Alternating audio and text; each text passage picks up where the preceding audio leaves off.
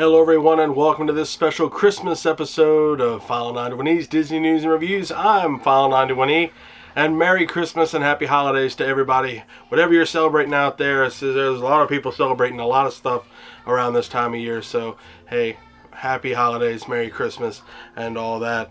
Obviously Christmas was yesterday, or if you're watching this tomorrow, because I'm filming this on Saturday, a couple days ago, and I hope you guys had a good one. I got a bunch of stuff, a lot of it's painting stuff because I like to paint, but not a whole lot of Disney stuff. I did get, just a couple of little things. I got a couple Disney gift cards and whatnot, but for the most part it was just painting stuff because that's kind of what I wanted. That's kind of what I was going for.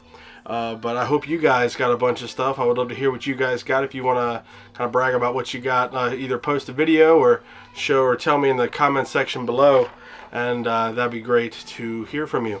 It's been unseasonably warm here in Baltimore, so good Lord, it was very warm and rainy, on Christmas, so that was kind of weird. And plus, I'm getting over a cold. This cold has been going on, throughout the last week, so it's been a weird week, and I'm kind of happy that it's over. All the festivities are over. It was great, but still having to deal with the cold during that was awesome. I did have to do jury duty last Tuesday in Baltimore. Pretty much everybody has to go, once every 12 months. Luckily, my 12 months will be at the end of next year, so who knows when they're going to pick me or force me to go. I will be going to Disney World next year, and luckily it'll be before the next time I have to go to jury duty, so awesome stuff there. I might make a 2015 year-in review video. I did that a couple years ago. I might make another one this year just because 2015 has been a kind of a big year for me, both personally and here, so I'll see what I can conjure up there. The word on the line from last week, since it was all Star Wars, it was Star Tours in Walt Disney World. Walking into, you see the giant AT-AT there. Speaking of Star Wars, I got Star Wars Battlefront for the PC, and expect a lot more gaming stuff with Star Wars stuff, because I did get a couple, like Steam was running a sale on Star Wars games, older Star Wars games, and I might do some stuff with that. Again, I do like to do God mode stuff because I just like to play the game rather than have to worry about dying and stuff. So we'll just have to see. I'll let you guys know about that if you're interested, and even if you're not, it's stuff I like to do, and it gives me content to put up, and you don't have to watch it. I'm not expecting you to, but still, Star Wars stuff is always fun, and it was good. So I got a lot more of that, and I also got The Sims, so I might do something with that. I'm not sure. If you're interested in that, let me know, because I do some PC gaming and stuff like that. So yeah, that's what's been going on with me this week. This might not be the longest video ever, might be long. I'm not sure how long this is going to be. So yeah, let's get right to the news.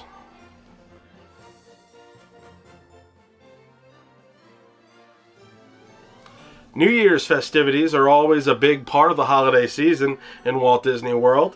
For instance, the new Symphony and the Stars fireworks show at Disney's Hollywood Studios has special show times available. For January 1st through the 3rd, the show continues its holiday schedule with 11 p.m. showings, moving to 10 p.m. on January 4th, and then 8 p.m. showings from January 5th through the rest of the month. Times beyond January 30th are not yet available, so be sure to check out a lot of the a lot of my favorite Disney sites I mentioned at the end of the videos to see what else Walt Disney World has to offer. I know Epcot usually has a special show, special illuminations, as well as the Magic Kingdom. So they will post more information on that, I'm sure, as the week goes on. So yeah. And also, piggybacking on what was mentioned last week, Disney, if you don't remember, Disney instituted some new, more thorough security measures upon entering the park, including metal detectors, bomb-sniffing dogs, and random searches at the entrance. So allow more time than usual to get through the entrances if you plan on attending any of those celebrations. It's going to get busy, and just anticipate some lines there. People have remarked that while it does take a little more time, the extra security is painless, and the group running it is very kindly or friendly and kind. So take that for what it's worth. You know, it doesn't bother me because the added peace of mind, you know, that they're actually trying is good, because, you know, it's the world we live in now. It's a crazy world. So just keep that in mind when going down for the festivities and whatnot. Epcot's Character Spot welcomes Baymax to the lineup in a newly expanded space in Future World. Using part of the former Interventions West exhibit, you can now meet Baymax daily from Park Open. So check out the Character Spot if you want to see all your classic characters and Baymax. And finally, the Disney and Pixar Short Film Festival is now open in Epcot's Future World. Located in the Magic Eye Theater at the Imagination Pavilion, the new attraction gives guests a chance to view 3 animated shorts in 3D. The shorts currently playing are Get a Horse, For the Birds, and La Luna, which is very awesome. The Disney Pixar Short Film Festival is open each day from park open to park close, and is included in the evening extra magic hours. The new experience replaces Captain EO. So yeah, that's the news this week. Let's get right to the reviews. It's my top 10 Christmas movies.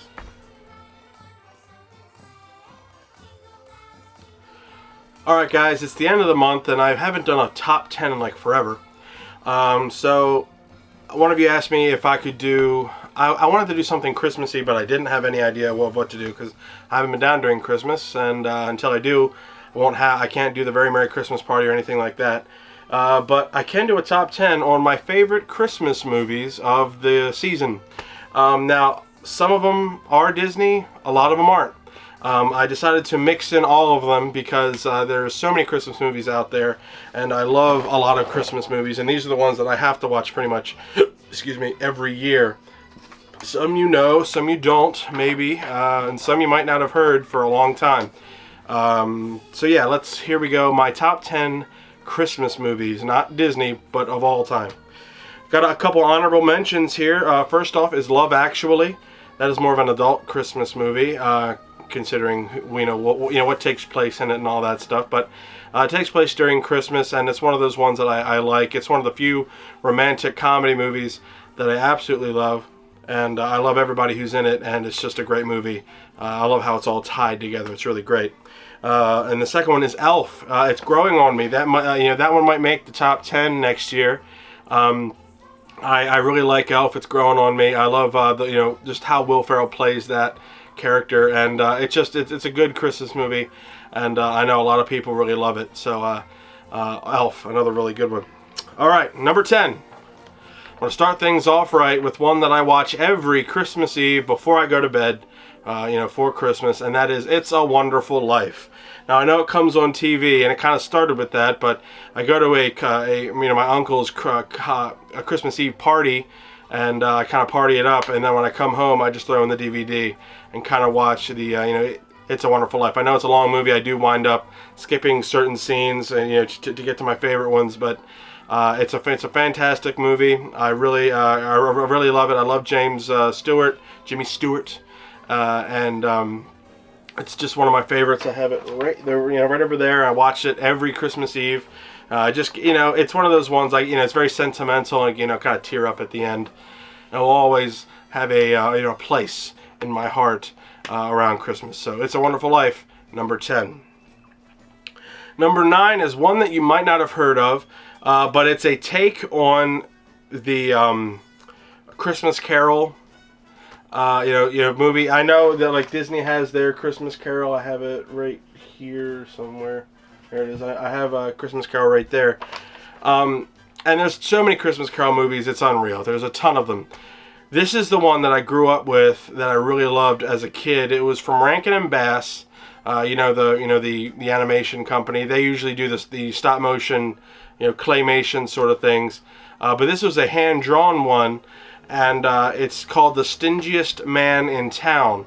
Walter Matthau plays Ebenezer Scrooge, and the songs in it to me are some of the best, and it's one of my favorites. It's probably my favorite version of A Christmas Carol. It's just mine. So if you've never seen it, go check it out. It's called Stingiest Man in Town.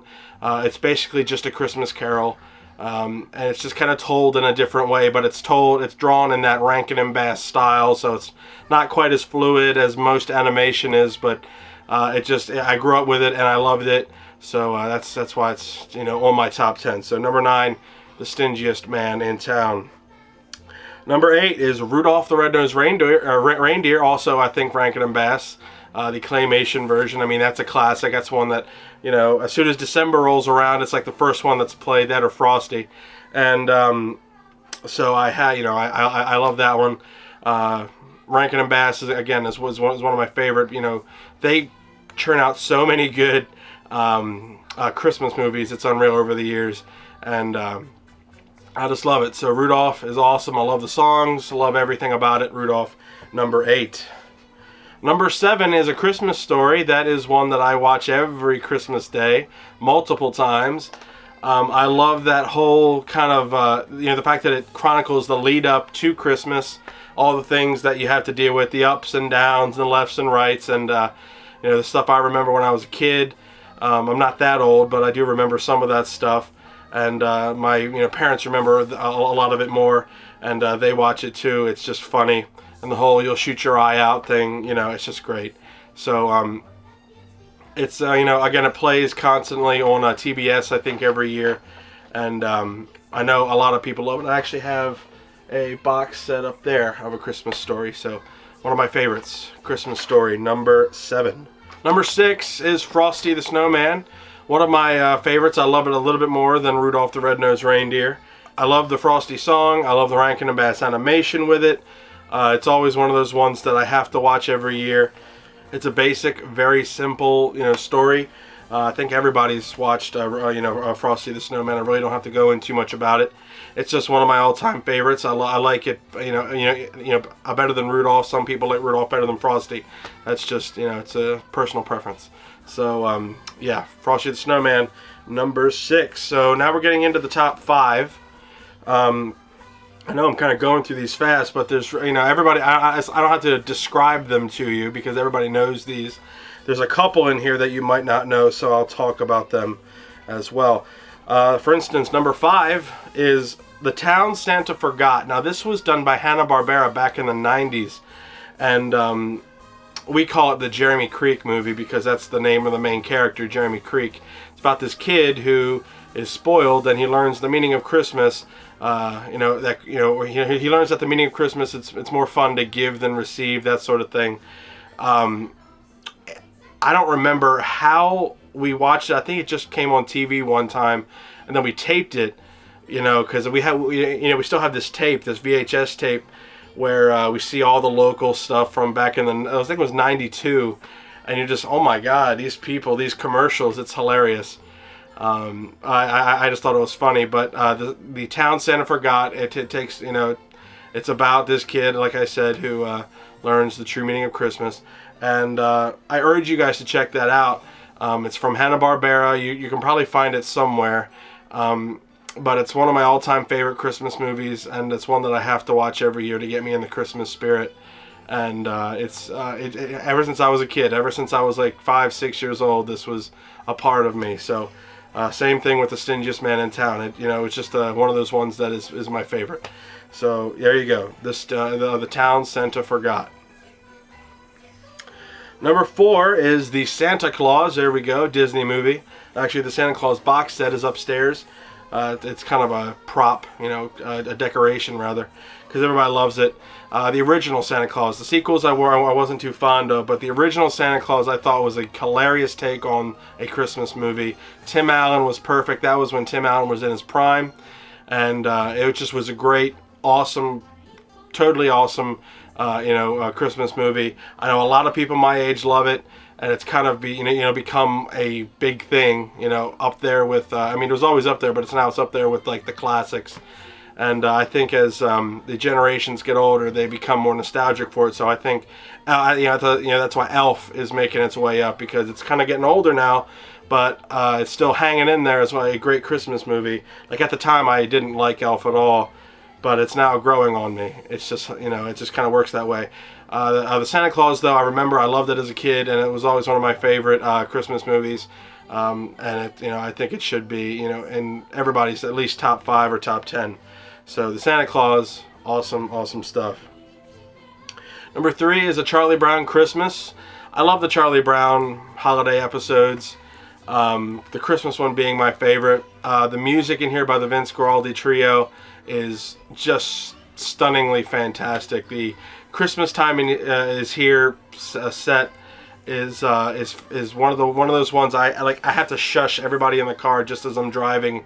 There's nothing like driving down, a kind of soggy road with all of these Christmas lights up, and you hear this song playing, and you're just chilling. It's at night, and you're just like, you get that cool breeze, from the the chill in the air. Obviously not here, this year, but it's a great feeling, and that's like the ultimate, set in stone Christmas thing that I love.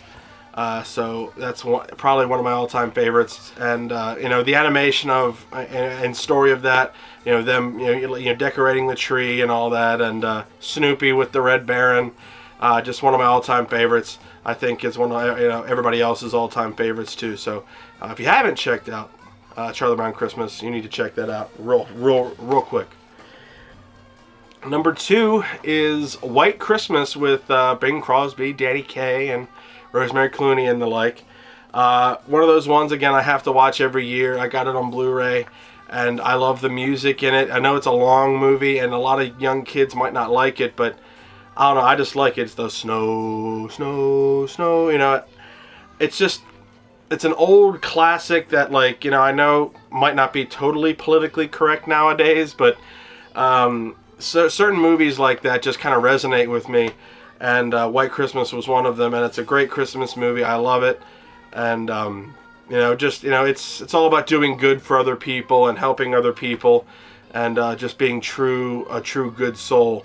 And I think that's why I like it so much. It's a great meaning, great acting. Well, okay acting, but great singing. And I love that old, kind of set props with the matte painting backgrounds. There's just something about it that, it warms my heart for the Christmas season, and I have to watch it, each and every single year. So, White Christmas is number 2.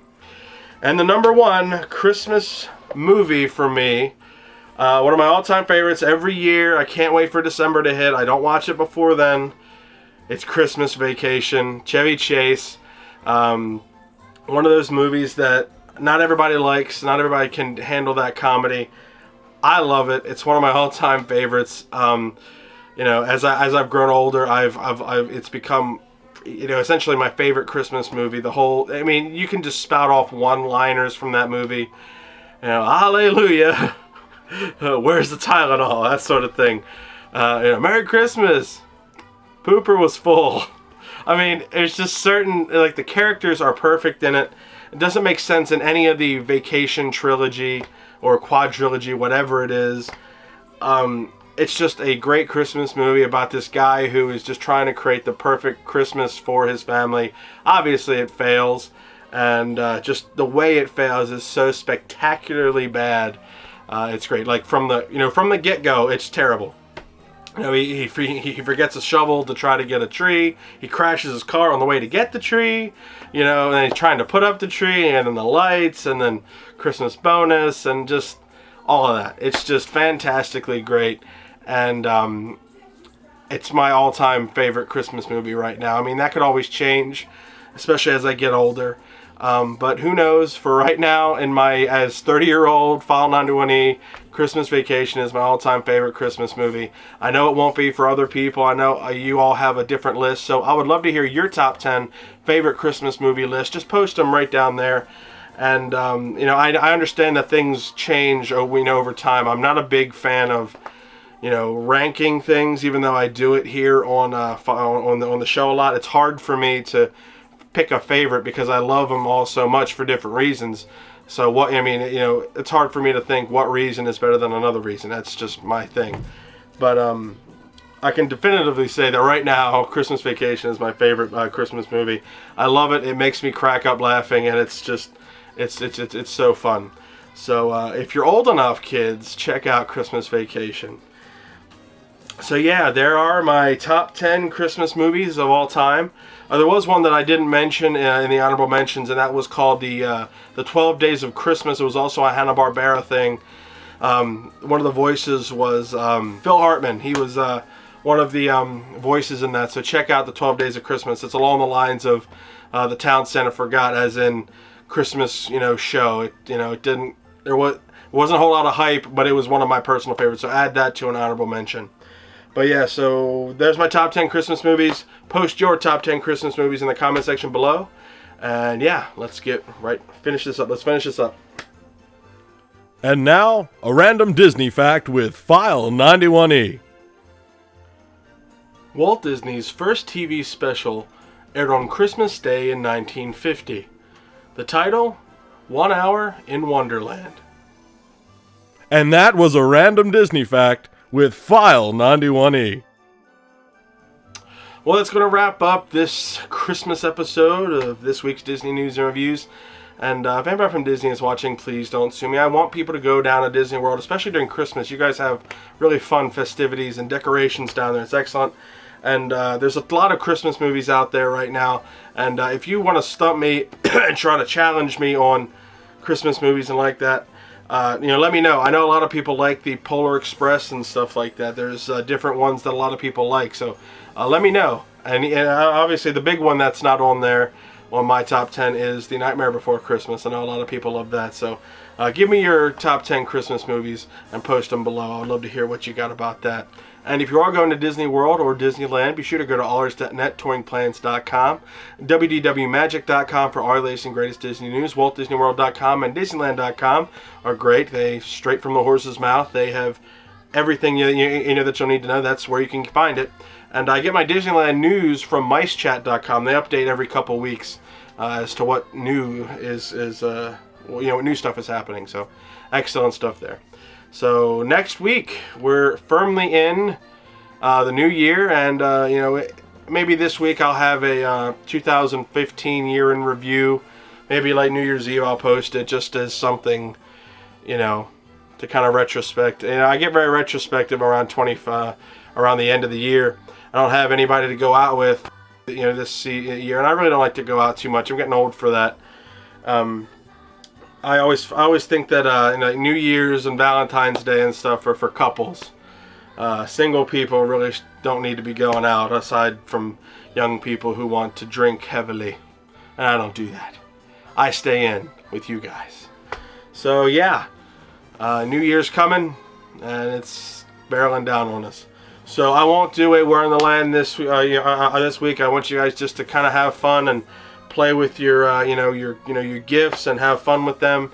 And I hope you guys had a Merry Christmas and a very Happy New Year. And I'll see you guys all in the new year. Bye, guys.